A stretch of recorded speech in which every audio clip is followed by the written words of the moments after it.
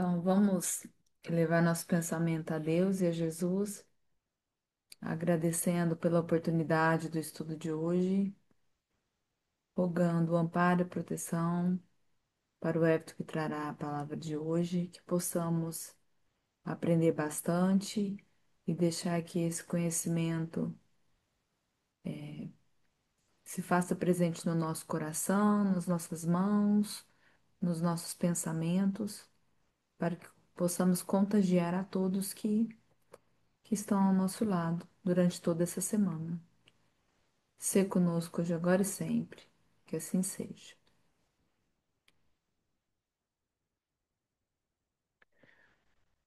Muito que bem.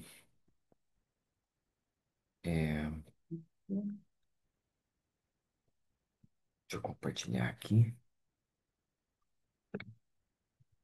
Nós vamos tentar terminar essa passagem hoje. Eu não garanto que assim o faremos, mas a ideia é essa. Bem, vem cá que sumiu até. Deixa eu ver. Eu viro aqui, ó, dá pra você ver. Aqui deu certo.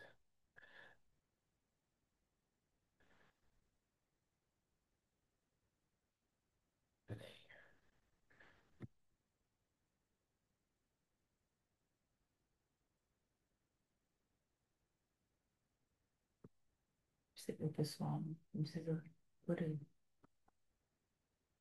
Tá no modo grande aí, né? Uhum. Tá bom. Todo mundo vê na tela, tranquilo, né? Se alguém chegou mais tarde aí, já fica cumprimentado. Bom, vamos lá. Se eu conseguir passar.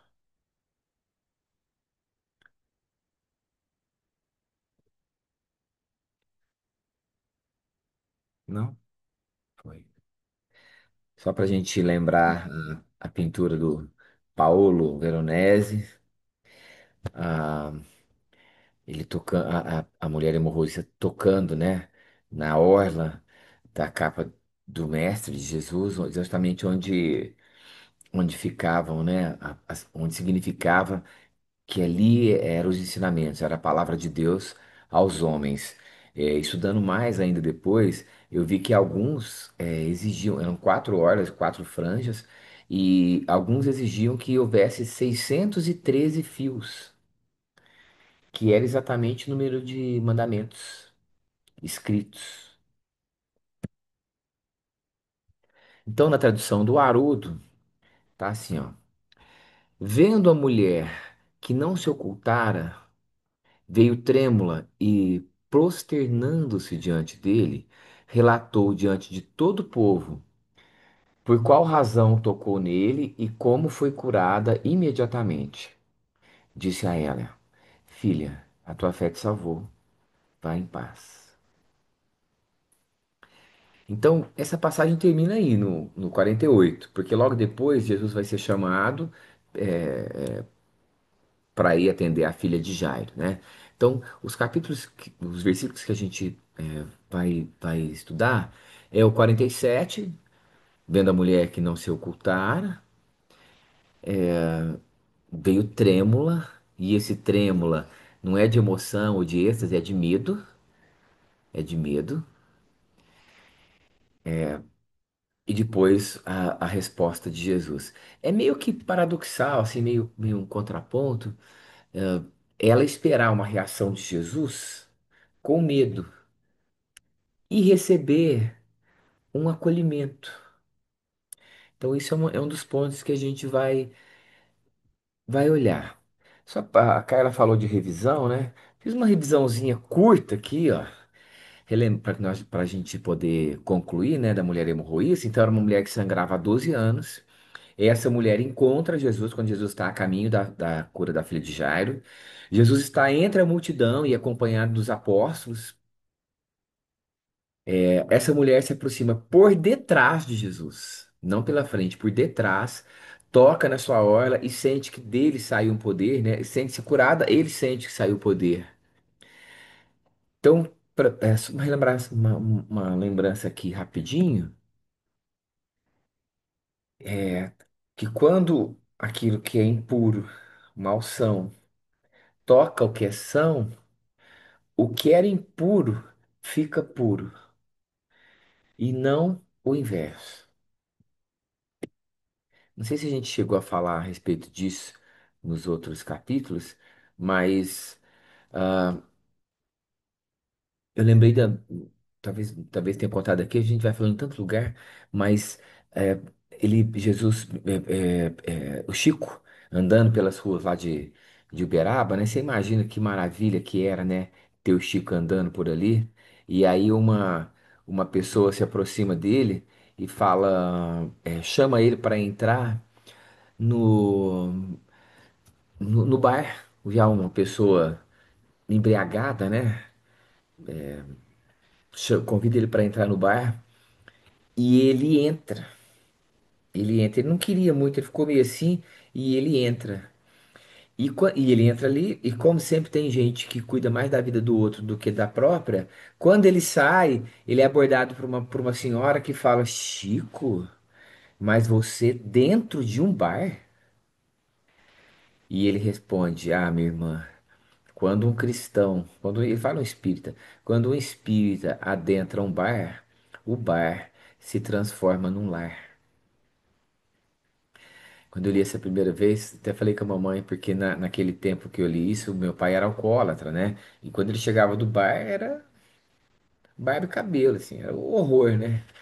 E eu falava, gente, mas parece que tá errado aquele negócio lá que o Chico falou. Eu acho que é quando o bêbado entra num lar, o lar se transforma num bar, tô achando. Até que o homem mudou. Até que demorou, hein? Eu sinceramente, eu não acreditava que pudesse mudar. Tô sendo sincero. Eu não acreditava. Eu achava que meu pai ia desencarnar daquela forma. E eu falava, quanto mais meu pai fica aqui, mais ele se endivida. Porque era uma coisa assim, ó, 2h30 da manhã, não sei quantas vezes isso aconteceu, né, meu bem? 2h30 da manhã, naquele tempo, era telefone. Não tinha celular, né? Assim. Acho que não, né, meu bem? A gente já tinha celular. Tinha celular já? Bom, acho que foi um pouco do tempo telefone, a transição ali. 2h30 da manhã, 2 horas da manhã, 3 horas da manhã, o meu telefone tocava. 3 horas da manhã o telefone toca, o que que você pensa, né? E eu atendia e uma voz assim, soturna, falava assim: Você que é o Everton. Igual aquela. Pra lembrar do Chico de novo. O Chico uma vez chegou em casa e quando ele entra, aparece uma figura monstruosa. Monstruosa, que o Chico fica estarrecido de medo. E aí, aquela entidade muito fala: Você me chamou? Eu tenho até uma voz para fazer isso, que fala assim: Você me chamou. Aí Emmanuel fala assim: Não diga que não. E o Chico, morto de medo, fica 1 minuto em silêncio. 1 minuto. Aí, até que a entidade fala assim de novo: Você me chamou. E aí o Chico fala assim: Ah, meu irmão, chamei sim. É porque eu tenho enfrentado tanta dificuldade na minha vida. Tá tão difícil esse meu pedacinho. Então eu chamei pelo senhor para ver se em nome de Deus, ou em nome de quem o senhor acredita, o senhor pode me ajudar.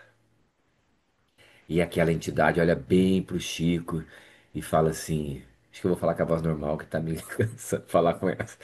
É, Chico, com você está muito difícil. E desapareceu. Então, uma voz tipo essa me chamava no telefone. Você é o Everton? Smigol, tá.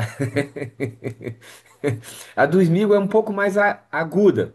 É da entidade era mais. Nossa. É sim. Aí a pessoa falava assim: Eu tô aqui com seu pai, aqui na um prostíbulo, ou na rua, ou na praça. Eu pegava o carro ia lá pegar meu pai, que estava caído no chão. E lá uma pessoa, duas pessoas. E ele falava assim, ó, meu filho é oficial de justiça. Ou o meu filho era juiz, eu já fui como, já cheguei como juiz. E eu chegava lá, o cara falava assim, o senhor que é o doutor? Eu tô aqui com seu pai, cuidando dele aqui, sei o quê. Tipo assim, querendo dinheiro, né, e tal. E eu falava, meu Deus do céu, uma hora vai acontecer um trem aí, né? Pois foi que o homem, vou contar isso aqui já no começo, na primeira reunião mediúnica que eu fui, na primeira, o nosso mentor espiritual, Darjan, falou assim, e nós estamos aqui hoje aproveitando os fluidos do Everton para trazer aqui um espírito que acompanha o seu pai há muitas vidas, há muitas encarnações. Ora, o pai dele tá aí e o espírito tá de cá, ora o pai dele tá de cá e o espírito tá daí, mas eles sempre juntos. Isso eu tinha 20 e pouco. E aí eu pensei assim, bom, se esse obsessor acompanha meu pai há tantos anos, então ele não é o meu inimigo, ele é como se fosse meu pai, porque ele me conhece e convive comigo há muito tempo, porque eu não conheci meu pai agora. E assim, o meu pensamento foi de carinho e de acolhimento. E meu pai estava internado nesse tempo, pois mas ele tinha ficado internado já em clínica de recuperação outras duas, três vezes, né, mamãe? Mais outras duas vezes. 9 meses de internação saía era a mesma coisa. E aí, quando ele saiu, eu tinha certeza que ia dar certo. Certeza que ia dar certo. A partir desse momento, né? Antes eu tinha certeza que não ia. A entidade. Foi o primeiro aluno da entidade espírita. É, esqueci o nome. A Marjá. E aí ele saiu e, e eu comprei uma casa maior para meu pai poder morar comigo. Ele morou 10 anos comigo, sóbrio. E ele bebia e fumava. E ele parou de beber e continuava fumando. Aí, depois de um tempo, uns 3, 4 anos, ele falava assim: eu vou parar de fumar também. Eu falava, pai, não precisa. Não, olha, deixa eu te falar, já tá bom, não mexe com isso. Eu falava assim, vai entornar, pensava, né? Ele não vai dar conta. Pois ele parou. E ele ia na reunião, ia na casinha, todo dia quase, sabe? Ia num grupo, ia no outro, no outro, no outro. E aí ele falava assim: vou lá na casinha. Eu falava, pai, o senhor já foi ontem, foi anteontem, não precisa. Já foi demais. Ele fala, não, eu vou sim. E ia, e tipo assim, ele estava a Gênesis num dia, o Evangelho com o Espiritismo no outro, o Livro dos Espíritos no outro, e as outras duas eram reunião pública. Ele nunca acertou o livro, nunca acertou o livro. Everton, Oi. vou ter te cortar. Ele participou de um dos meus grupos de estudo e eu vou te falar, ele aproveitava demais, tá? No começo ele ficava tímido, mas depois ele aproveitou muito. Então eu vi esse processo que você está falando, né? Ele E, e aproveitou de- o tempo que ele tinha, ele aproveitou. Foi muito depois legal que, de- isso. depois que ele se soltou, ele chegava em casa reclamando, falava, fulano fala demais, não deixa a gente falar. Então, então você vê assim que tem jeito, que tem jeito. Pode ser que o malsão não fica são de cara, porque a gente não é Jesus. A gente não é Jesus. Mas uma hora dá certo. Uma hora dá certo. Bom, muito bem. Nesse ritmo, não vou falar nem do primeiro. Vocês sabem que. Ah, eu já dei a resposta aqui. Vocês sabem o que que é solilóquio? Sabe alguém? Eu votei, para não falar. Tá. Vocês É sabem? falar sozinho? Não é falar sozinho? Mais ou menos. É uma figura de linguagem, ó, que um terceiro registra a emoção da pessoa, o pensamento do outro, né? Ele fala o que a pessoa está sentindo. Sabe quando você lê um livro que o narrador está descrevendo o que a pessoa sente, né? Então aqui acontece tipo um solilóquio, ó. Porque quando eu falo que ela chegou por detrás, o Champlin vai dizer assim, ó, essas palavras ilustram duas coisas. Primeira, grande fé da mulher. Segundo, a grande reputação de Jesus. A mulher teve tanta fé que achou possível a cura. mesmo que Jesus não tivesse conhecimento do caso.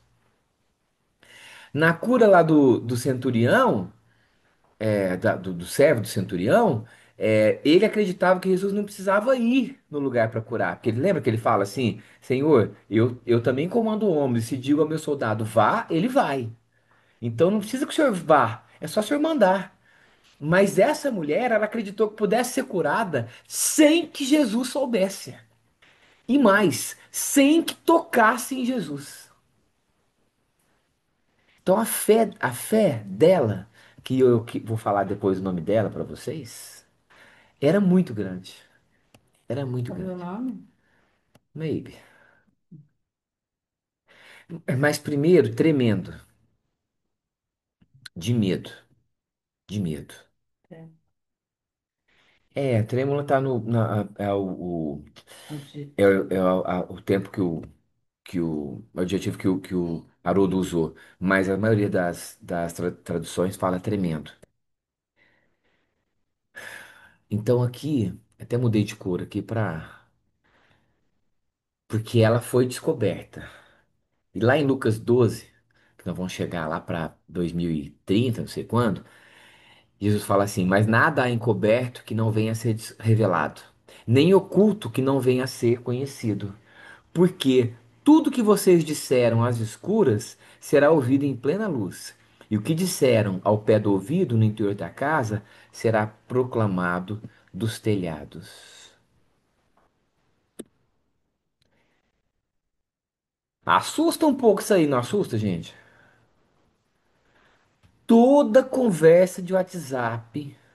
Na próxima dinâmica, nós vamos fazer assim. Com a próxima reunião presencial, nós vamos fazer assim: nós vamos pegar o WhatsApp de todo mundo, abrir lá um ler do outro, Nas últimas 24 nas horas. últimas 24 horas. Ver quem falou feiura um pro outro. Já vamos avisar antes que aí não vem ninguém. Não vem nenhum. É, Então, assim, por que que me ocorreu muito isso? Essa é uma palestra de Valdo que ele fez, me marcou muito isso. Porque eu creio que nós, no nosso estágio, não tem jeito de falar tudo. A gente ainda tem muita coisa que a gente é, omite, né? Ou nessa linha, assim. Lembro de uma historinha do, do Mickey, que ele comprou um tapete da verdade. Então, toda pessoa que chegasse ali e falasse uma mentira, o tapete puxava, a pessoa caía. E ele já fazia, ele sabendo disso, ele já perguntava uma coisa para ver se a pessoa falava a verdade, né? Nossa, no final ele falou: não, esse tapete aqui não dá certo, porque nem eu sou feliz e nem quem fala. Tipo assim, ó, como é uma revista infantil, né? O bolo que eu fiz pra você, te dei de presente, você gostou, ficou bom? Nossa, nossa. Então, quando é bem assim, eu tenho uma resposta do Chico, Marcos, que o Divaldo fala que era uma resposta que não responde nada, que ele perguntava alguma coisa e o Chico falava assim: ah, que beleza. Que beleza, porque que beleza, você não sabe o que que é, né? Parece que é coisa boa, né? Mas pode não ser. Bom,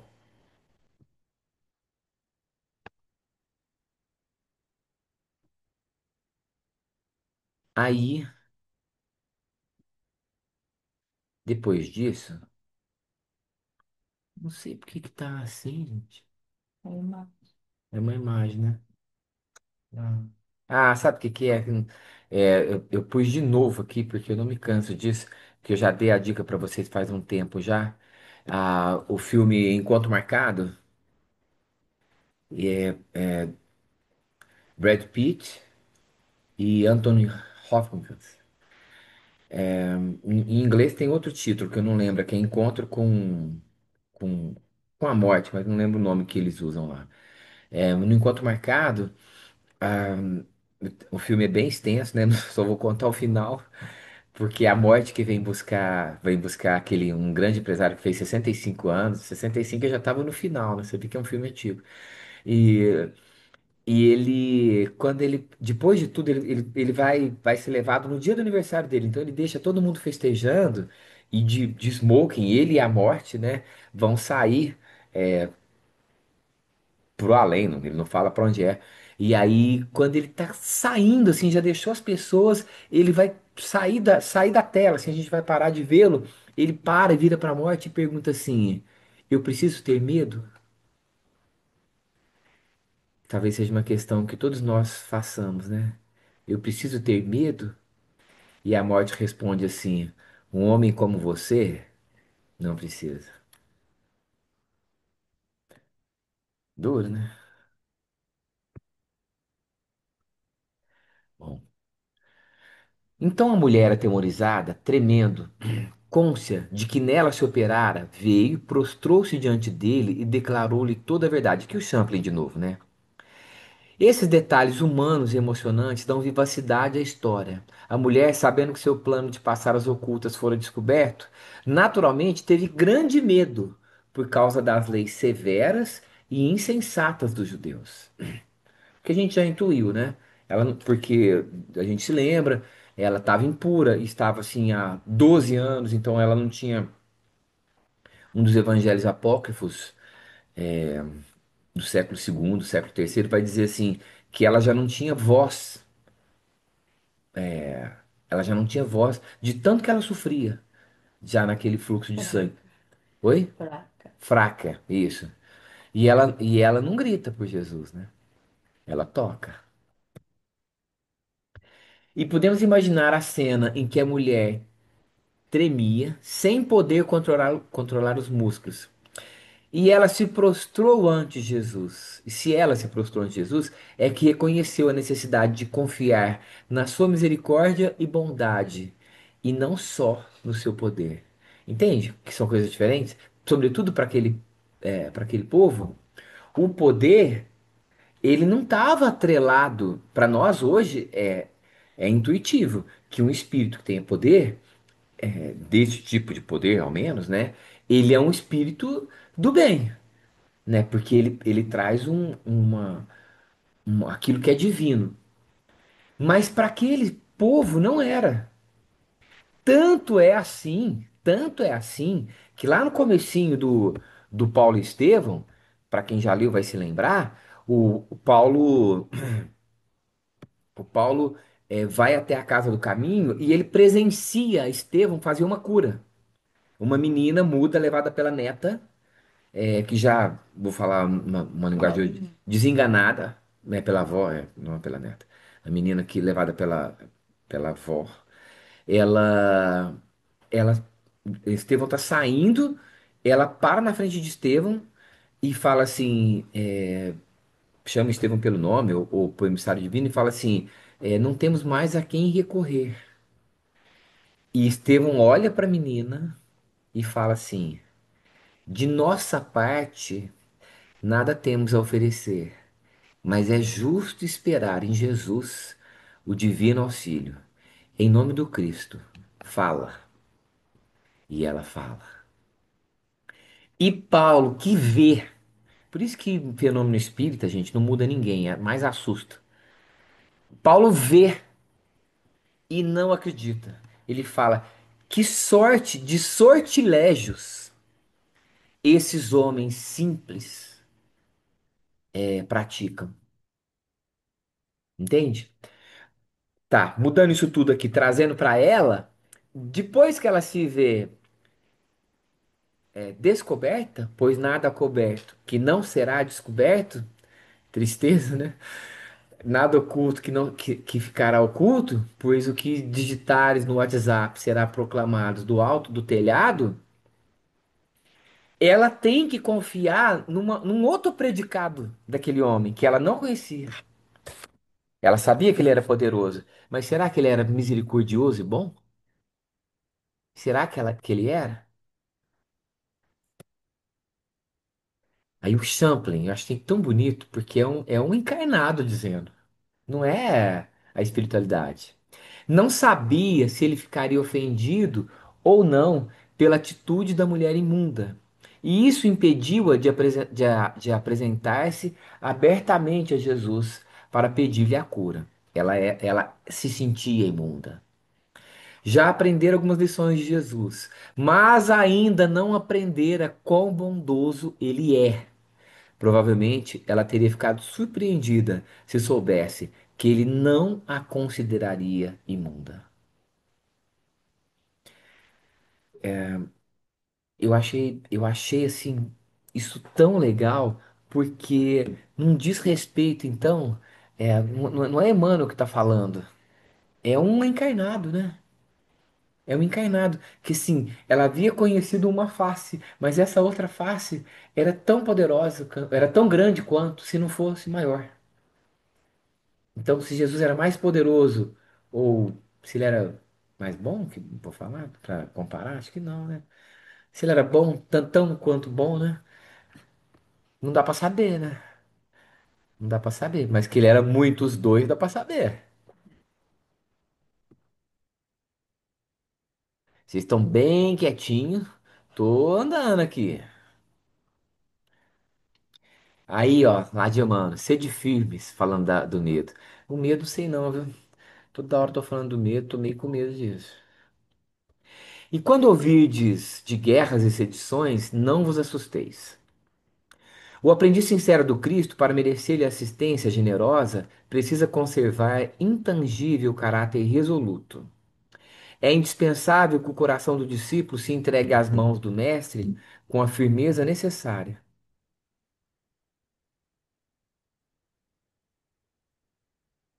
Ele que observava o orgulho romano, o dogmatismo farisaico, a vontade e o preconceito, Vaidade. a vaidade e o preconceito de todos os tempos, manteria a ingenuidade de crer no Evangelho vitorioso sem suor e sem lágrimas? Quando pronunciou a primeira palavra de amor, contava com os inimigos gratuitos e esperava os embates inevitáveis. Por isso mesmo, seu apostolado está cheio de luz, compaixão, verdade, bondade, mas igualmente cheio de resistência. Jesus sabia que o medo é mais destrutivo que a espada, que homem atemorizado é homem vencido. A vitória do bem reclama espíritos fortalecidos de coragem e fé, acima de tudo. É indispensável combater a tensão nervosa, como quem sabe que o medo é o adversário terrível, oculto na cidadela de cada um. O discípulo do Senhor não ignora que os cristãos morreram nos ciclos de mãos vazias, mas na qualidade de combatentes pelo bem e pela verdade. Nestas horas de apreensão justas, recordai as palavras serenas do Mestre, e quando os ouvirdes de guerras e sedições, não vos assusteis.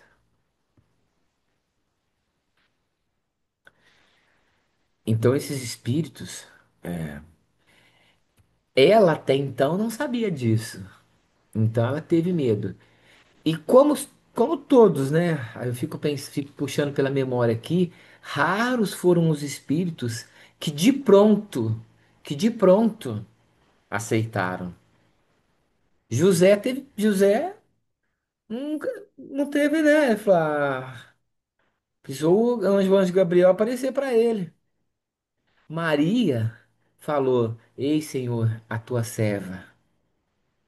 Estevão, assim que ouve Pedro falar de Jesus, imediatamente reconhece nele o Messias. Mas os próprios apóstolos muitas vezes falharam. Muitas vezes falharam. Esses dias eu ouvi uma ótima aqui, acho que até mandei num dos grupos do pessoal, Jesus falando assim, e Pedro, antes de que o galo cante 3 vezes, me negará, que o galo cante, me negará por 3 vezes. E aí Tadeu levanta e fala, Senhor, eu acho que isso não vai acontecer. E Jesus, isso não é uma história, né? Jesus fala assim, você duvida da palavra do Senhor? Ele fala, não, não, que ele vai trair, eu não tenho dúvida. É que a gente ontem comeu o galo. Então, Ele não vai aí cantar. ele fala assim, Senhor, é, ele fala, eu não tô falando o galo, tô falando de um galo. Aí o outro fala, Senhor, o senhor falou o galo. Eu vou mandar, mas é tão engraçado. E é os nossos desencontros, né? São os nossos desencontros. frente àquilo que é o perfeito, que é o pleno, e assim, e olha como é que Deus não quis que nós esperássemos a perfeição para o trabalho, porque não se chega lá sem isso. Então é o imperfeito, os antigos falaram assim, é o sujo falando do mal lavado. Então, pode até ser, falando evangelho, o pessoal que fala evangelho sabe disso. Às vezes é o mal lavado falando pro sujo, ou é sujo falando pro mal lavado, e vai de mão dada para melhorar, porque vai esperar Viração. virar santo, não virará, não será. Vai ser assim na caminhada, é dentro da imperfeição. Tem até um outro ditadinho que fala que é antes feito que perfeito, né? Quer dizer, é claro, né? Na hora que tiver João Evangelista para falar do Evangelho, gente, aí, né? Mas enquanto ele não vem, a gente tem que estudar para quando nós pudermos ouvir João, temos o mérito, né, de poder ouvi-lo e o mérito de entender o que ele vai falar. Sabe quem pediu para João falar do Evangelho e foi atendido? Eurípides Barçanufo.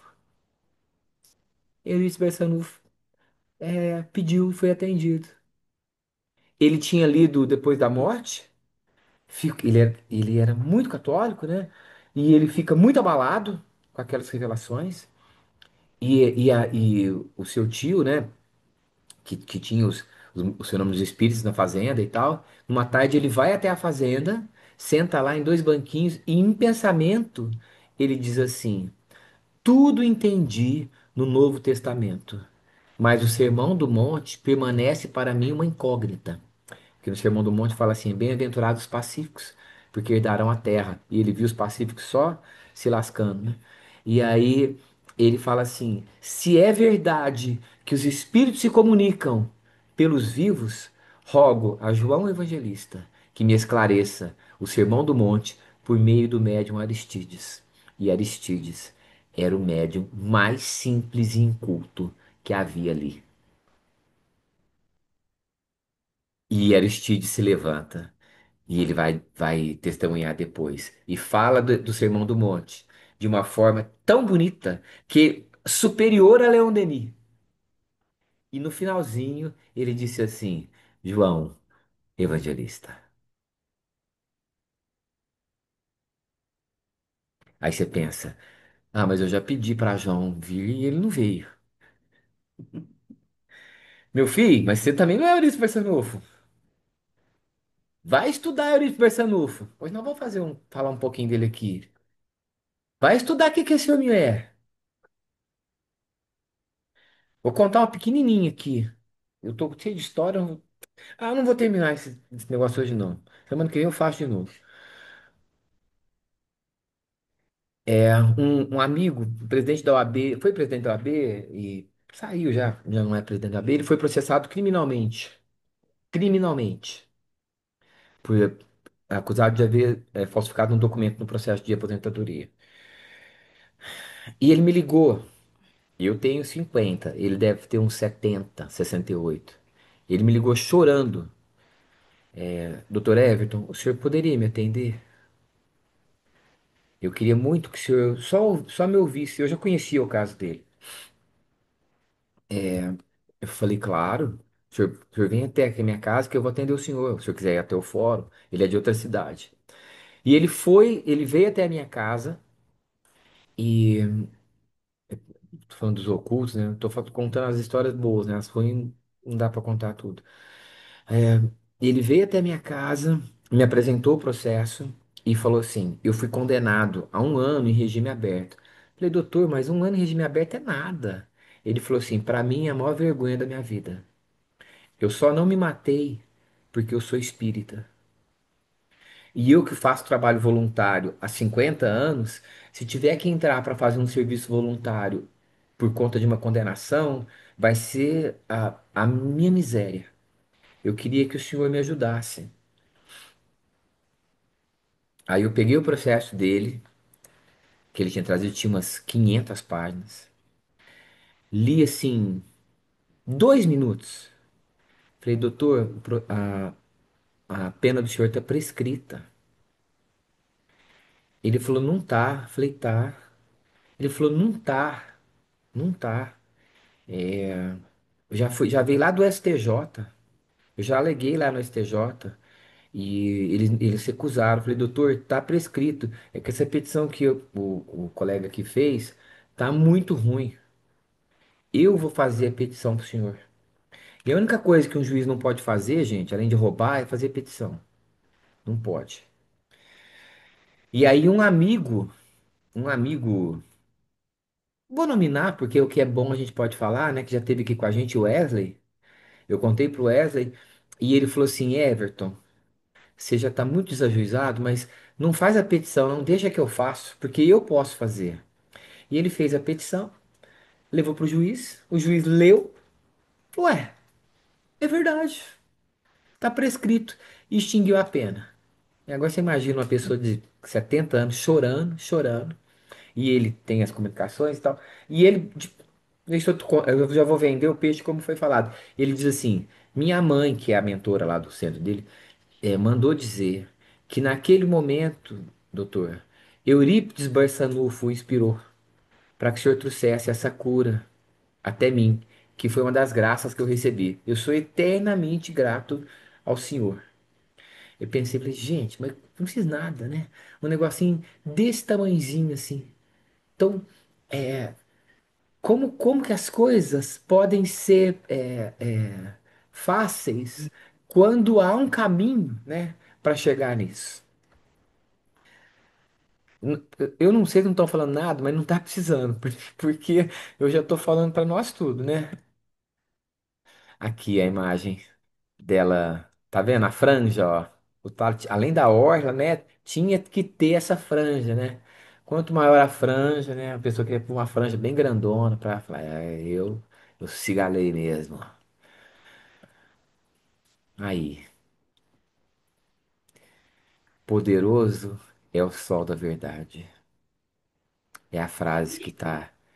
Nossa, isso pra mim é tão forte. Poderoso é o sol da verdade. Sei onde eu fui atendido esses dias que a moça falou assim: vamos trabalhar com a verdade. Achei tão engraçado. Vamos trabalhar com a verdade. Uma vendedora de alguma coisa. Bom, num livro chamado A Vida Escreve, o espírito de Hilário Silva conta que numa noite, Eurípides Barçanufo sente que o seu espírito deixa o seu corpo. Ele estava muito acostumado a esse tipo de vivência, mas naquele dia foi diferente, porque ele se desprendeu e começou, na sua visão, a subir, subir tanto que ele queria voltar, mas ele não conseguia.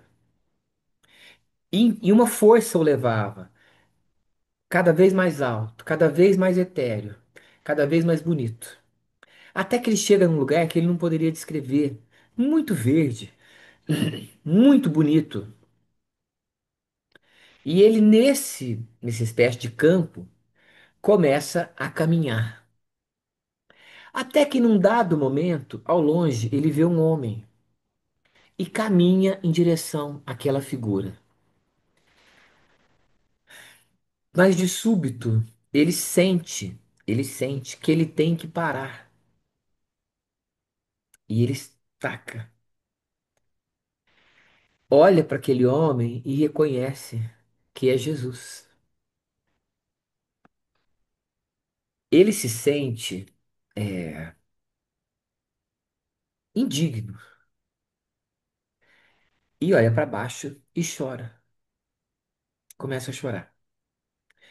Depois de um tempo, ele eleva os olhos e vê que Jesus também está chorando. E ele fala assim, querendo ajudar Jesus, né? A gente muitas vezes a gente quer ajudar Jesus, né? E ele fala assim, Senhor, por que choras? E Jesus não responde. E ele achando que Jesus não escutou, a gente passa umas vergonhas, né? E ele fala assim, chora pelos descrentes do mundo? E ele responde: Não, Eurípides, não choro pelos descrentes do mundo, que são merecedores das nossas melhores preces. Choro por todos aqueles que conhecem o Evangelho, mas não o praticam. Quando Jesus fala essa frase, ele sente cair. Tudo aquilo que ele tinha subido, ele cai. Cai de uma vez só. E acorda na sua casa, no seu corpo, de madrugada. Ele se levanta, não deita mais. Não conta a ninguém nunca aquele encontro que ele havia tido com Cristo. Mas diz Hilário Silva que desde aquele dia ele trabalharia de forma incessante até o cabo da sua existência, em nome do Cristo. Eu acho muito grave, assim, muito pesada, assim, essa história, porque a gente está falando de Eurípides Barçanufo. É, assim, é uma elevação. É muito alto, gente. É muito alto. Eurípides, ele constrói um quartinho ao lado da casa dos pais, porque ele não queria que as pessoas viessem chamá-lo à noite e acordasse a sua mãe. Ele não queria. Ele queria poupar a sua mãe. Então ele constrói um quartinho para atender as pessoas de madrugada. E as pessoas iam.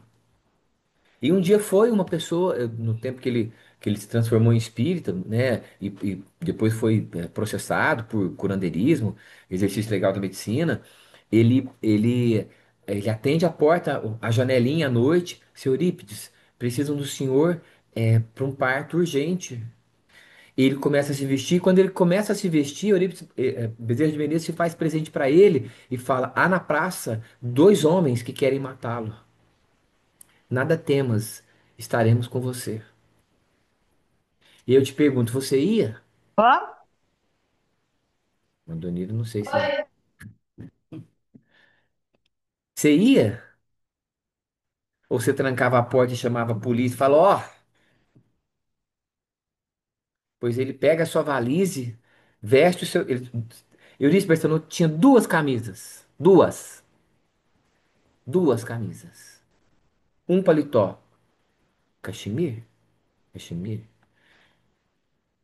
Sempre impecavelmente engomadas, que eu não sei nem o que que é, só sei que era assim. E ele vai, tem que passar pela praça, e quando ele tá chegando até a praça, ele vê os dois homens. Ele fala: Boa noite, meus irmãos. Boa noite, seu Eurípides. E depois, um daqueles homens, dias depois, vai confessar: Eu não poderia matar um homem que me chama de irmão. E esse homem foi advertido pelo Cristo: Choro por todos aqueles que conhecem o Evangelho, mas não o praticam. Gente, se a gente aprende que o amor tem que cobrir a multidão de pecados, e pecado a gente é craque, então o bem também tem que ser. O bem também tem que ser. A Karen mandou umas imagens hoje de uma família que ela foi visitar. Tem umas 8 crianças. A casa tá caindo o telhado. Tá caindo. Caiu uma telha lá na menininha, cortou a testa dela. Gente, a gente mora num mundo que tem isso. E olha que nós estamos falando de Franca.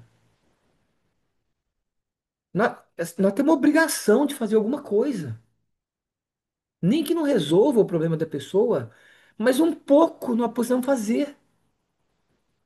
Precisa fazer, porque com quem que Jesus vai contar?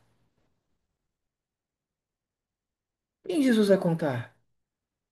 O Divaldo, uma vez atendendo uma senhora, 2 horas da manhã, ela pede dinheiro pro gás ou pra comida. E ele fala assim, eu fiquei agastado. O Divaldo fala, eu fiquei agastado, fiquei irritado. E Joana aparece pra ele e fala assim, o irmão tá irritado? Ele fala, não, não, sim.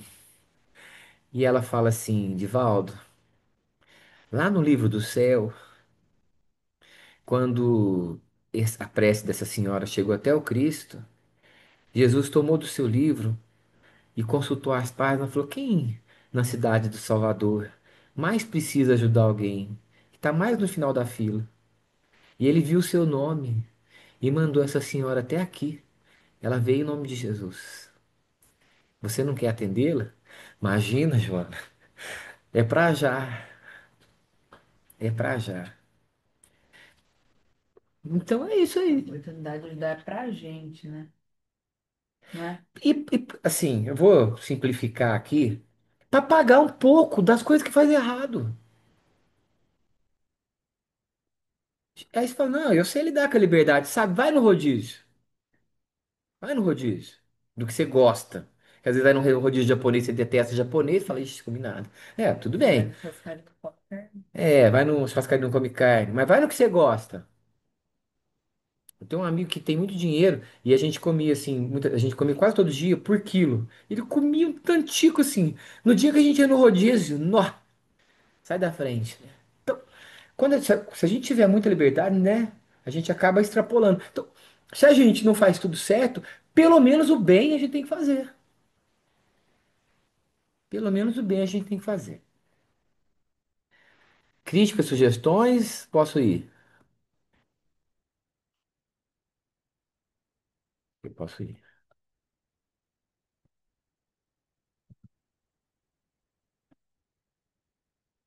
Tá chegando uma vestibulanda aqui, gente. Tava lá na FUVEST.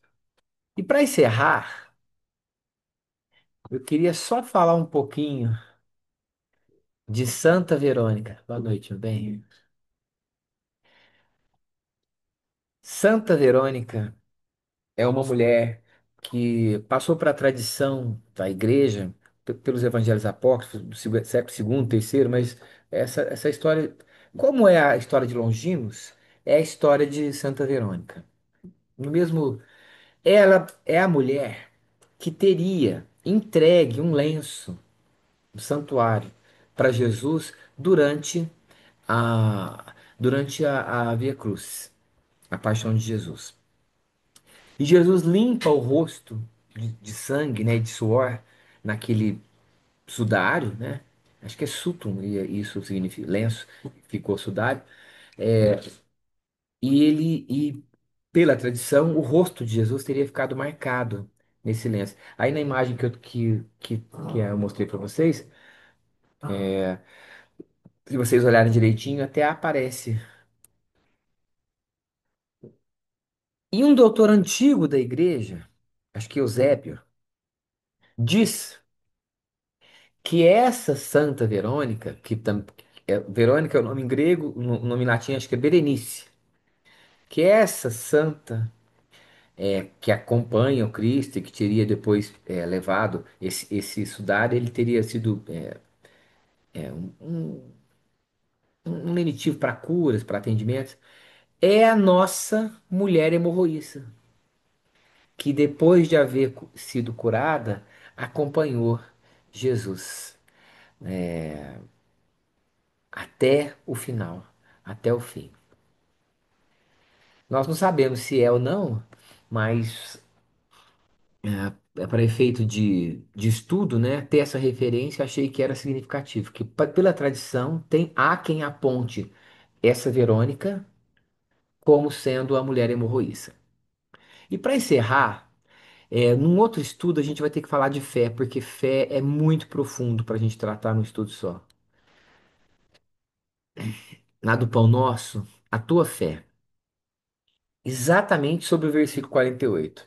E ele lhe disse: tem bom ânimo, filha, a tua fé te salvou. Vá em paz. Deve ter sido um alívio quando ele falou isso, né? É importante observar que o Divino Mestre, após o benefício dispensado, sempre se reporta ao prodígio da fé, patrimônio sublime daqueles que o procuram. Diversas vezes ouvimos-lo na expressiva afirmação: a tua fé te salvou. Doente do corpo e da alma, depois do alívio da cura, escuta uma frase generosa. É que a vontade e a confiança do homem são poderosos fatores no desenvolvimento e iluminação da vida. Ó. A vontade e a confiança do homem. O navegante sem rumo, e que em nada confia, somente poderá atingir algum porto em virtude do jogo das forças sobre as quais se equilibra, desconhecendo, porém, de maneira absoluta o que lhe possa ocorrer. Lembrei da fase da música, só que você sai em desvantagem se você não tem fé. Pois o Caio me lembra do. Chama Anjos, mas eu não lembro o autor.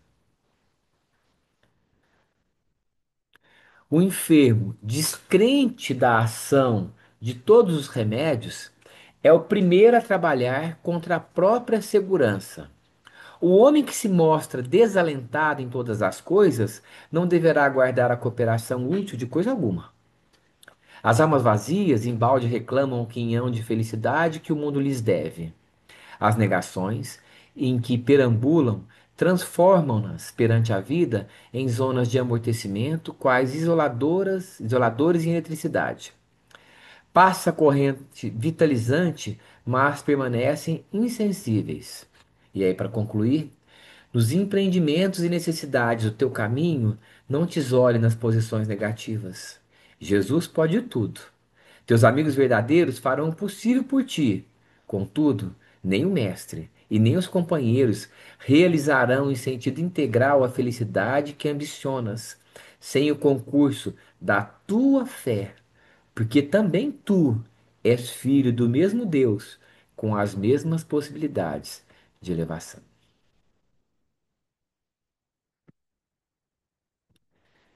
E, mano, é assertivo, né, gente? As nossas vidas, né?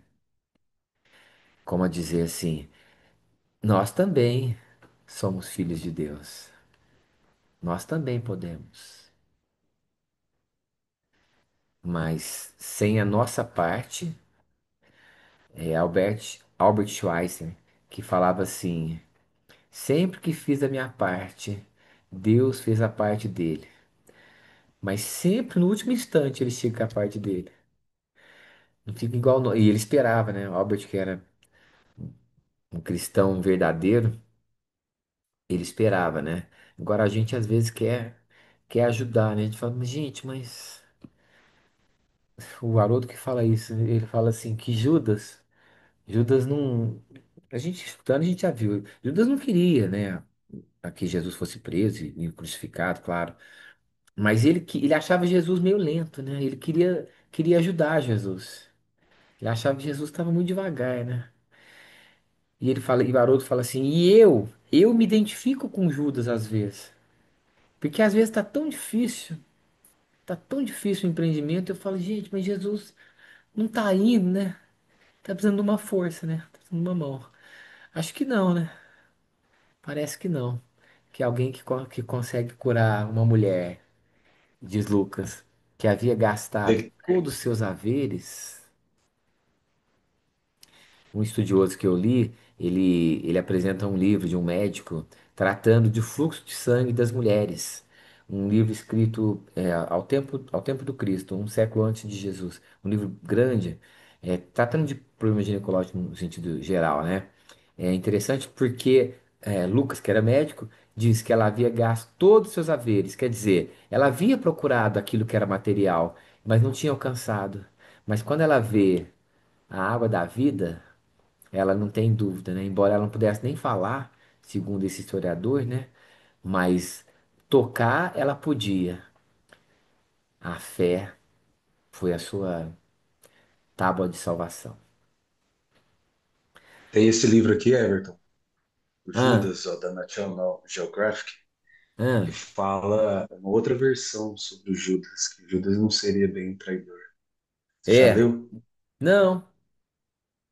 Ele não Você leu? é, ele não é, ele não é espírita. É espírita, Ele né? é, National Geographic. ele não é espírita.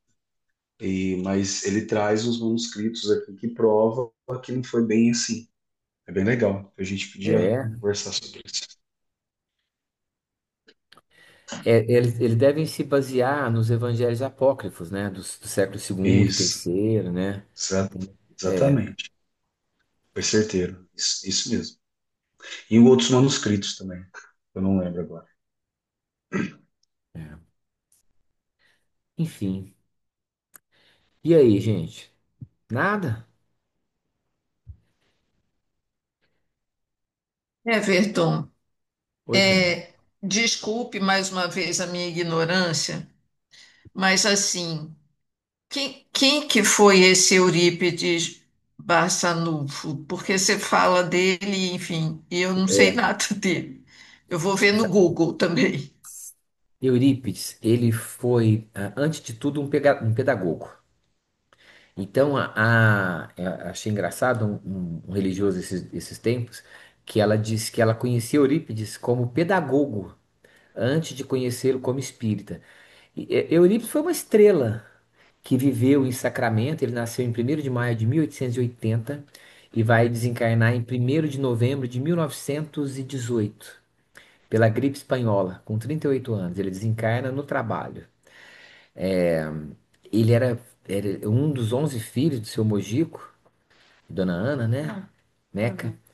E, e Eurípides, aí já vou te falar, assim, do que a gente vê, ele tinha uma pedagogia muito de Pestalozzi, muito holística, muito profunda. Então, na biografia dele, para a gente ter uma referência, houve um grande colégio em Sacramento naquele final de século, que a Dona Meca e o seu Mojico colocam o Eurípides para estudar lá. E depois que ele fica lá uns 2 ou 3 anos, o diretor da escola chama a mãe até lá e fala, diretor chamando mãe de aluno, né? Já alguma encrenca, né? E ele vai dizer para ela, fala, olha, a senhora leve o filho da senhora até uma outra escola, porque aqui nós não temos mais nada a ensinar a ele. Então ele foi um espírito, quando a gente posso até te mandar um livro dele, se quiser, tem o mais básico de todos, chama Eurípides, O Homem e a Missão, que é da Corina, que vai te dar uma dimensão uma delícia de ler, para mim, ao menos. Eu já li esse livro umas 10 vezes. Vai te dar a dimensão de uma estrela, assim, é, né, uma luz que passou entre nós. E o trabalho que ele deixou inspira ainda muitos companheiros. Pestalozzi, eu de Sacramento, é dentro do Espiritismo uma referência muito forte. E foi uma das vibrações mais elevadas que eu já vi, que eu já conheci no mundo, foi no Colégio Pestalozzi. Tem um encontro, assim, 2 encontros anuais, tem a comemoração do aniversário de morte, de vida dele. É esse espírito que eu tô falando. É esse espírito que eu tô falando. Eu vou colocar essa história que eu contei aqui no grupo. Vou colocar o videozinho engraçado lá também. Eu sei que não é muito, só para dar uma risadinha leve. É, Mas vale a pena Obrigado. saber isso um pouquinho. O Tânia, ele É tinha uma uma figura. mediunidade muito latente, ele tinha uma mediunidade de cura fantástica. Ele curou a mãe dele, salvo engano, um câncer no cérebro, alguma coisa assim. Ele era um médium, ele se teletransportava, era uma coisa assim, muito. A mediunidade dele era um dos maiores médiums de efeitos físicos e tudo, né? diz que o senhor Eurípides tinha todas as mediunidades, né, conhecidas. Pra você ter uma ideia, ele atendia mais de 1.000 receitas diárias de homeopatia. Então, Sacramento acabou mudando, chegou a mais nova estudante aqui. Sacramento acabou se tornando um centro, né? Por conta disso, uma cidade pequenininha que naquele tempo, pelo correio, mais de 1.000 correspondências por dia. E ele começava escrevendo com uma mão, e aí depois ele cansava muito, aí ele ia ouvindo, depois ele cansava e ele ia lendo, e o Dr. Bezerra passando para ele, e ele ditando para suas assistentes. É uma. Everton, eu já Ah, comentei com você, mas eu tenho que comentar. Minha avó ajudou muito Eurípides ela foi aprendiz dele na farmácia. E ele foi é, testemunha do casamento dela na Fazenda Santa Maria. olha só, que honra, hein? Nossa, muito. Que honra. Ô Tânia, só porque a gente terminou um pouquinho mais cedo, uma rapidinha aqui dele. Quando eu fiz muita palestra sobre a biografia de Eurípides, muito, e sempre que eu terminava, igual a Hebe fez aqui, muita gente me procurava, falava, meu avô, minha avó, minha tia teve contato com o seu Eurípides e tal. É, e uma dele, muito boa, é, ah, uma mulher numa fazenda, tá muito doente, e o Eurípides curava até à distância, como o seu mentor, Antônio de Pádua. Mas nessa, a mulher pede para que ele mandasse um remédio para ela, que ela estava muito mal. E entrega o pedido, a garrafinha pro cara. Mas ele, peão, poucas vezes ia na cidade, ele para no primeiro bar de Sacramento, fica bebendo, bebendo, bebendo, esquece de ir até Eurípides e dali mesmo ele volta para casa. E quando ele está chegando na fazenda, já um pouco melhor, ele se lembra, porque ele via a garrafinha, que ele não havia pego o remédio. Então ele para no riacho, enche um pouquinho de água, vai até a mulher, entrega para ela, e fala: "Ó, Eurípides pediu para o senhor tomar 3 vezes por dia, tá?" E a mulher faz assim, na riacho, não, uma bica. Faz assim. Na semana seguinte, ele tem que voltar a Sacramento e a mulher fala: "Olha, fala pro seu Eurípides que eu já tô muito melhor, tô quase boa, mas falta um pouquinho para eu sarar. Pede, e meu remédio acabou, pede para ele mandar mais." E dessa vez, já escolado, ele não para no bar e vai até Eurípides e fala: "Olha, fulano tá com isso e tal", e pede o remédio. Eurípides prepara a medicação, e ele bem crente assim que tá tudo certo, né? E na hora que o Eurípides vai entregar, na mão do homem, ele fala assim: "Meu irmão, quando se tem fé, até água de bica cura." Então, quando se tem fé, até a orla da, da vestimenta cura, né? Quando se tem fé, vamos precisar estudar o que que é fé, viu, gente? Que eu queria ter Então, trazido aqui para você, vou te contar, hein? Putz, um estudo só não dá, não. Um estudo só não vai dar, não. É profundo. É, Bertão, já deu o tempo, mas eu lembrei daquela história que até você contou do Chico, da menina que vai pedir a receita para dinheiro para receita. Ela tinha sido medicada e ela não tinha dinheiro para comprar o Uma mulher. remédio, né? E aí o Chico fala que também não tinha dinheiro. Aí ele fala assim, o médico falou para você tomar o remédio? Ele falou, ai, 2 vezes por dia o comprimido. Aí o Chico fala, então você pica a receita era um mês, né? A receita, pica a receita em 60 pedacinhos, era isso, né? E enrola e você vai tomar 2 vezes por dia a receita mesmo lá de papel, enrola e você toma. Passado um mês, ela vai lá encontrar o Chico e fala assim: Olha, eu tô curada, né? Eu tomei aquele, aquela receita, né? E eu realmente estou curada. Então eu lembro o dia que você contou no centro, você até falou assim: a gente conta isso em outro lugar, vai falar assim: espírita é tudo doido, né? Tomar papel. Mas o Caetano Veloso, Homeopatia vai lá, né? Mas papel. Caetano Mas assim, Veloso fala assim, ó. o que que é a fé, né? O Caetano Veloso fala assim, mas eu também sei ser careta. De perto ninguém é normal.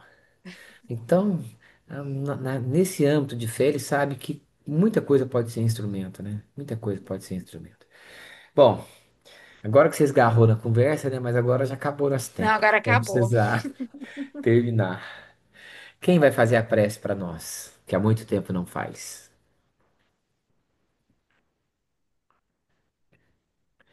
Caio, pensei em obrigado, você. viu, Everton? Obrigado Imagina. pelo esclarecimento. Não por isso. Faz, Caio. Pode ser? Faça assim. Ah, eu entendi, Karen, perdão.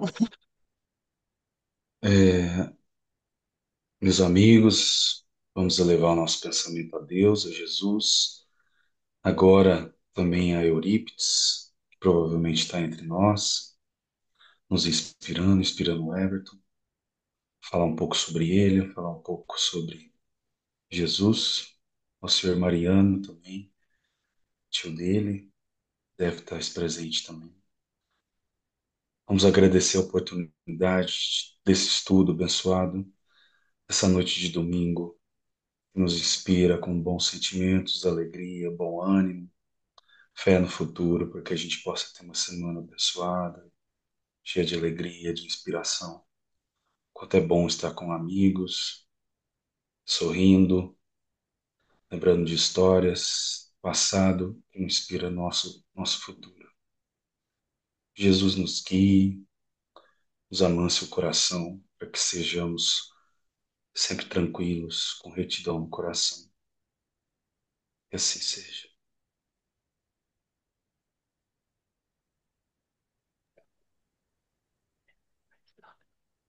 Fala oi aqui, Luna. Peraí, gente, que eu tenho que estopar.